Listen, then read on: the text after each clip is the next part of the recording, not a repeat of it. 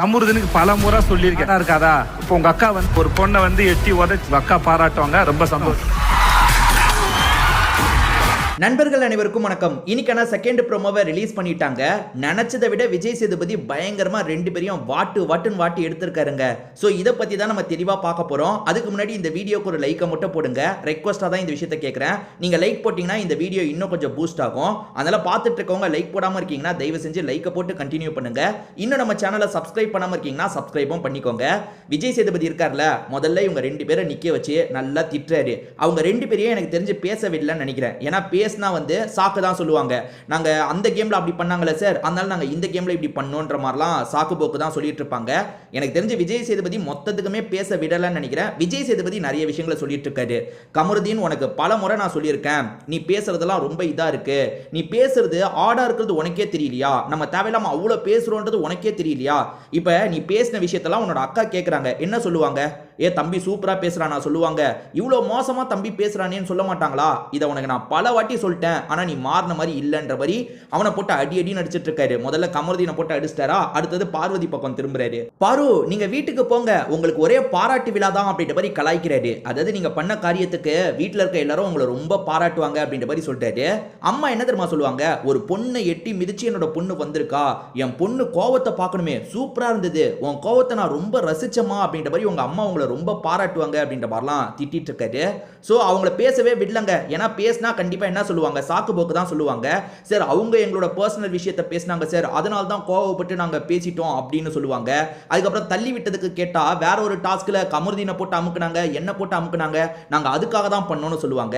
நீங்க ஒண்ணே ஒன்று புரிஞ்சுக்கோங்க. அதே மாதிரி பார்வதி சப்போர்ட்டர்ஸா சிலர் பேசுறீங்கல்ல, நீங்களாம் என்ன சொல்றீங்கன்னா சாண்ட்ரா பண்ணது தப்பு இல்லையா, அன்னைக்கு சபரி பண்ணது தப்பு இல்லையான்னு கேக்குறீங்க. எல்லா விஷயமும் அதாவது இவங்க சைடு தப்பு இவங்க சைடு தப்பை எடுத்து பார்க்கணும். எடுத்து பார்க்கறதுல யாரு சைடு அதிக தப்பு இருக்கோ அவங்களுக்கு எதிராக தான் நம்ம பேசணும். அதை விட்டுட்டு அவங்களும் தப்பு பண்ணாங்க இவங்களும் தப்பு பண்ணாங்கன்னு எல்லா இஷ்யூலையும் சொல்ல முடியாது.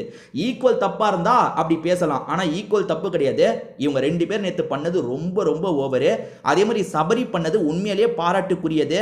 கண்டிப்பா விஜய் சேதுபதி சபரியை பாராட்டுவார் பாருங்க. ஏன்னா சபரி வந்து ஜெயிக்கிற கட்டத்தில் இருக்கும் போது ஜெயிக்கிறது கூட பரவாயில்ல, இவங்க முடியாம இருக்காங்க, நம்ம போய் பார்க்கணும்னு இறங்கினார்ல, அது உண்மையிலேயே ரொம்ப ரொம்ப பெரிய விஷயம். நான் இப்பயும் சொல்றேன், விக்ரம் வந்து ஏற்கனவே அவுட் ஆயிட்டாரு, அவர் பார்க்க தான் செய்வாரு. அதே மாதிரி கானா வினோத் ஜெயிக்கிறதுக்கான வாய்ப்பே இல்லை, அதனால அவர் இறங்குனதோ பெரிய விஷயம் இல்லை. நல்ல விஷயம் தான் கானா வினோத் இறங்குனது, ஆனா ரொம்ப பெரிய விஷயம் இல்லை. ஆனா சபரி பண்ணது உண்மையிலேயே பெரிய விஷயம். மனித தன்மை இருக்குன்றதை நம்ம புரிஞ்சுக்கலாம். இவங்க தள்ளி விட்டதுக்கு அப்புறமா கில்ட்டே இல்லாம நிறைய பேசினாங்க, அதெல்லாம் ரொம்ப ஒஸ்டா இருந்தது. ஏன்னா உள்ள இருக்கிற பொண்ணுங்க இறங்கல, கேமுக்காக இறங்காம தான் இருந்தாங்க.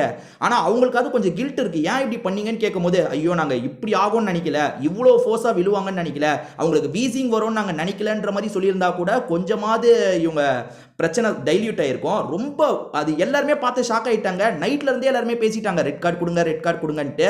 ஸோ அதோட விளைவாக தான் இந்த இடத்துல விஜய் சேதுபதி ரெட் கார்டு கொடுக்குறாரு. அம்மா பாராட்டுவாங்க உங்க அக்கா பாராட்டுவாங்கன்ற மாதிரி சொல்லிட்டு இருக்காருல்ல, நீங்க ரெண்டு பேருமே பண்ணதுக்கு அப்படின்ற மாதிரி பேசலாம் இல்லை, நீங்க ரெண்டு பேருமே பண்ணதுக்குன்ற மாதிரி வச்சிருக்க ரெட் கார்டை எடுத்து சட்டுன்னு காட்டுறாரு. ரெண்டு ரெட் கார்டு, அதாவது நீங்க ரெண்டு பேருமே வெளியே போக போறீங்கன்றதை காட்டிட்டாரு. அப்படி காட்டினோன்னே அங்க பாக்குறதுக்காக வந்த மக்கள் இருக்காங்கல்ல, செம்மையா கொண்டாடுறாங்க, சூப்பர் சூப்பர்னு மாத்தி மாத்தி கிளாப் தட்டுறாங்க. அதுல ஒருத்தர்லாம் வந்து இல்ல சூப்பர் சூப்பர்ன்ற மாதிரி இந்த பக்கம் திரும்பி சொல்றாரு, அந்த பக்கம் திரும்பி சொல்றாரு, கையெல்லாம் தட்டிக்கிறாரு. இதை தாண்டி உள்ள வந்து அரோராவும் சுபிக்ஷாவும் கட்டி பிடிச்சிக்கிற மாதிரி நமக்கு காட்டுறாங்க. எனக்கு தெரிஞ்சு வீட்டில் இருக்க எல்லாருமே சந்தோஷம் தான் இந்த விஷயத்துக்கு பட்டிருப்பாங்க. அதே மாதிரி சாண்ட்ரா இருக்காங்கல்ல, எமோஷனல் ஆகி அழுகுற மாதிரிலாம் நமக்கு காட்டுறாங்க. அவ்வளவுதாங்க, கேம் முடிஞ்சிருச்சு. இதுக்கப்புறம் வந்து இவங்க ரெண்டு பேரை வெளியே அனுப்பிடுவாங்க. ஸோ இந்த வாரம் நாமினேஷன் நடக்க போதா என்னன்றது தெரியல. அடுத்த ப்ரோமோல திரும்பி பேசுறதை நமக்கு காட்டுவாங்களா இல்லை வேற ஏதாவது காட்டுவாங்களா தெரியல. கண்டிப்பா இவங்களை இன்னும் திட்டிருப்பாரு, இன்னும் நிறைய விஷயங்களை இவங்களை சொல்லியிருப்பாரு.